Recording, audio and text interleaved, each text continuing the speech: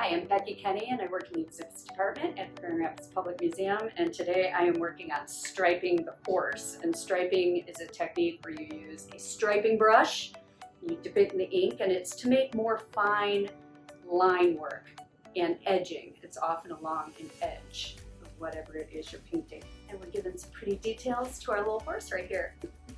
Okay, so this is like, to do some of this inlaid line work, this is a traditional liner brush, which you could use, and a lot of people would use it just fine. But sometimes what I do is I take a striping brush, and I have one that I cut down. I cut a lot of the hairs off.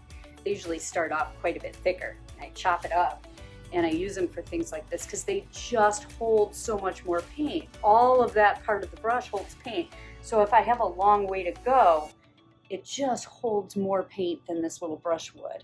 So if I have a big line like this, I can take it all the way through to the end. The tricky things is getting the paint thick enough. You want it to flow really well, so it can't be too thick and goopy, or you're not going to get it on here and it's not going to flow. It's going to skid as soon as you start getting it on. But if you get it too thin, you can see a difference here. Nice and thick here, little on the thin side there, and you can see through that. So what I'll end up doing is putting more on the brush and evening that out. So when you have a real light color, and yellows are really tricky that way, like these other yellow lines you see, I had to do 2 layers on almost all of those. You just see through it if you get it too thin.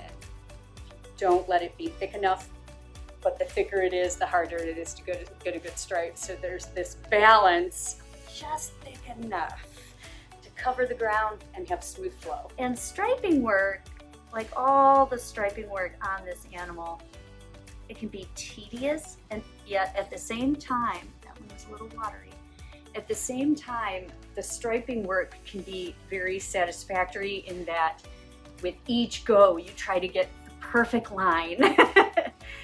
And the more you do that, you know, it's like each one you're like, this is going to be the perfect line. This is going to be the perfect line.